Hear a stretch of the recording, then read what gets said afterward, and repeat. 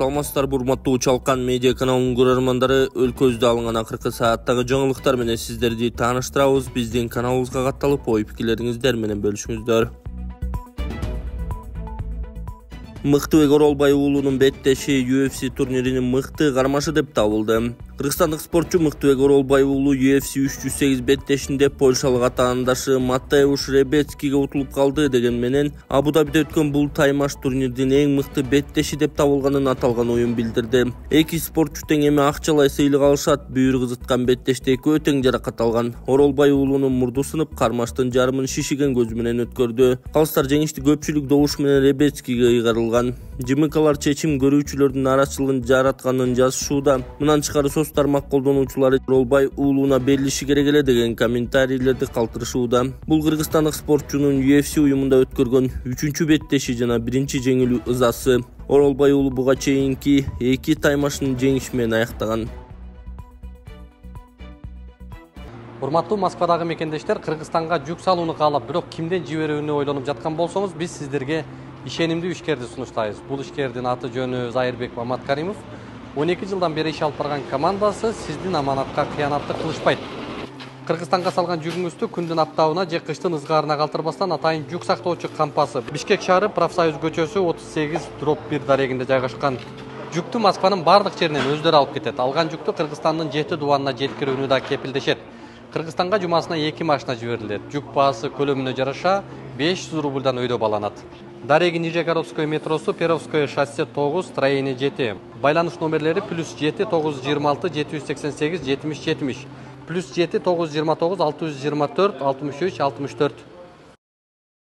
Жапаров Кыргызстанда алгачкы жолу ири жолдорду атамекендик компаниялар курууда. Кыргызстанда биринчи жолу стратегиялык маанидеги жолдор атамекендик компаниялар тарабынан курулууда. Президент Садыр Жапаров бул тууралуу автомобиль транспорту жана жол чарба кызматкерлерин кечээки майрам менен куттуктап жатып белгилеген. 85 жылдык тарыхы бар автомобиль транспорту жана жол тармагынын өлкөнү өнүктүрүүдө мааниси эбегейсиз. Жолдордун абалы бул мамлекеттин өнүгүүсүнүн негизги көрсөткүчтөрүнүн бири болуп эсептелет. Биз сиздерде кесипки адистерибиз турганда өз жолубузду өзүбүз куруп, өлкөбүздү өнүктүрүүгө өз алдынча бет алып кетерибизге толук ишенем, деди президент. Өлкө башчы учурда өлкөдө курулуп жаткан жолдордо дагы токтоло кетти.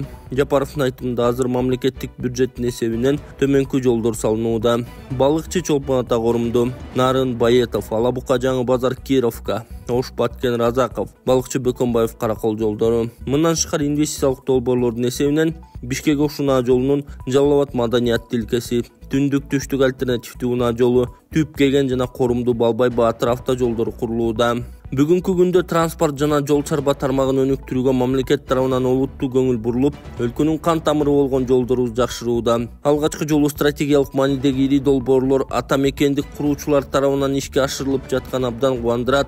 Чек ара аймактарында жашаган калкыбыздын транспорттук коопсуздугун камсыздоо маселелери да колго алынган, деди президент тоо сөзүндө. Ал транспорт жана жол чарбасынын кызматкерлерине ыраазычылыгын билдирип, кажыбас кайрат, тең күч жана бакубат турмуш каалады.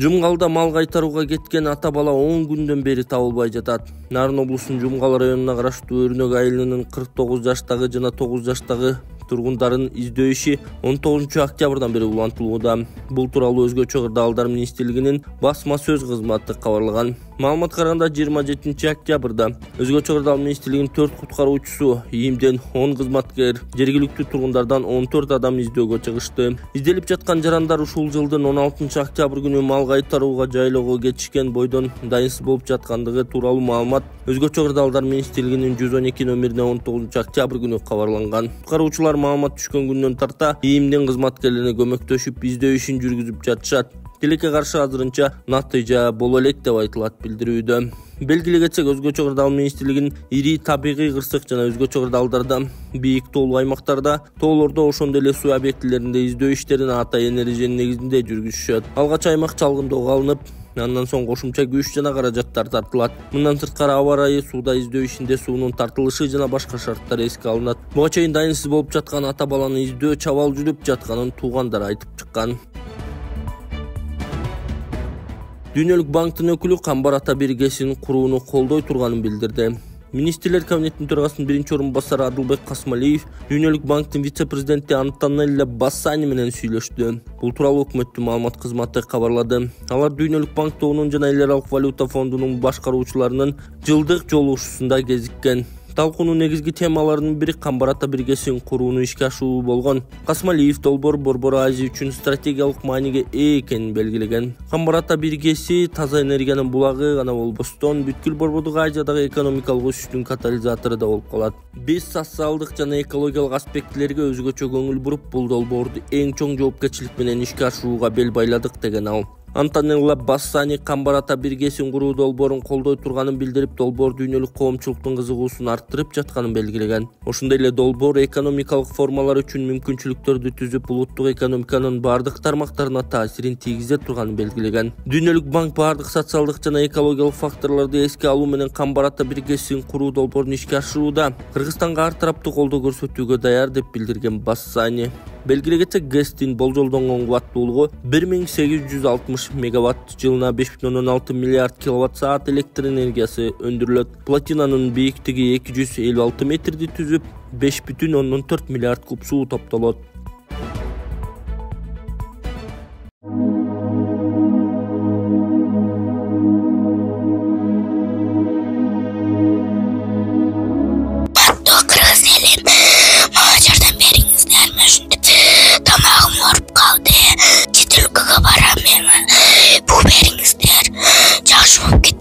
Эгер колуңуздардан келсе дагы жардам берип коюңуздар. Өтө оор шарттабыз. Азырда дам кысылып, тезирээк барып операция кылдырышыбыз керек. Чет өлкөгө $45,000 сурап атат. Чет өлкөгө апарыш үчүн ол каражат бизде жок. Эгер колуңуздардан келсе жардам берип коюңуздар. Сиздерден сураныч. Диагнозу голосовой гортани деп чыккан. Тамагыда бул сүйлөй турган голосойдо. Ушул өскөндө сүйлөй албай калат. 1 метр жерге да ушу угулбай калат. Бир ан жерде калып кетеби деп коркомун. Үнү да чыкпайт. Мектепке барса балдар камситация, сакоосу жакшы сүйлөй албайсың деп. Ошо кызым элдин арасына кошулуп кыз болуп кетиш үчүн жардам берип коюңуздар. Өтө суранам сиздерден. $45,000 керек чет өлкөгө апарганы. Үй жайларыбызга эч нерсебиз калбады. Сиздерден сураныш, жардам берип коюңуздар. М-банк Анаркан деп чыгат, Сбербанк Гүнназик деп чыгат. М-банктагы номерге чалсаңыздар тактап мен өзүмдө болот. Сураныш, сиздерден жардам берип коюңуздар. Жакшы болуп кетсин деп Кудайдан түнү күнү Кудайдан тилеймин. Битте кызым бар. Ошо кызым үчүн жардам берип коюңуздар. Мелис Мырзахматов чала булак кусуп кичине жели чыкты окшойт. Бийликке улам кошомат кылып мактап жактап жаткан Мелис Мырзахматов башка жегендей абалдабы? Байлыктарынын бир бөлүгүнөн ажырап чала булак ускандан кийин кичине эсине келип, унчукпай отуруп калды окшойт. Жагалдануу менен шектүү мүлктөрүн жерлерин сактай албады.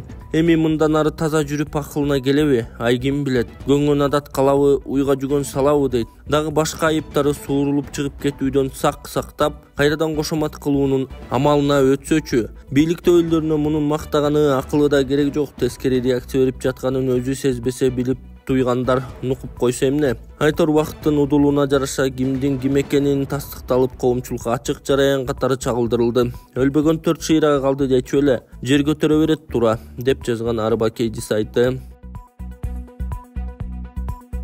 Кыргызстандын аймагында сутка ичинде 73 мас айдоочу кармалды. Кыргызстандын аймагында Баку сат алышындагы рейдтик иш-чара өткөрүлүп, сутка ичинде жол эрежелерин бузган 4352 айдоочу аныкталды. Бул тууралуу жол кыймыл коопсуздугунун басма сөз кызматы билдирди. Маалыматка караганда иш-чара жол кырсыктарынын алдын алуу жана коомдук коопсуздукту камсыздоо максатында дем алыш күндөрүнүн соңунда өткөрүлгөн. Кармалган айдоочулардын ичине мас абалында унаа башкарган 73 айдоочу, карама-каршы тилкеге чыккан 35 айдоочу, ылдамдык ташып айдаган 432 айдоочу, терезелерин мыйзамсыз караңгылаткан 15 айдоочу, тийиштүү документтери жок унаа башкарган 88 айдоочу кармалган. Ошондой эле 234 автоунаа жол эрежелерин одоно бузгандыгы үчүн убактылуу токтотуучу айып короо жайына токтотулган.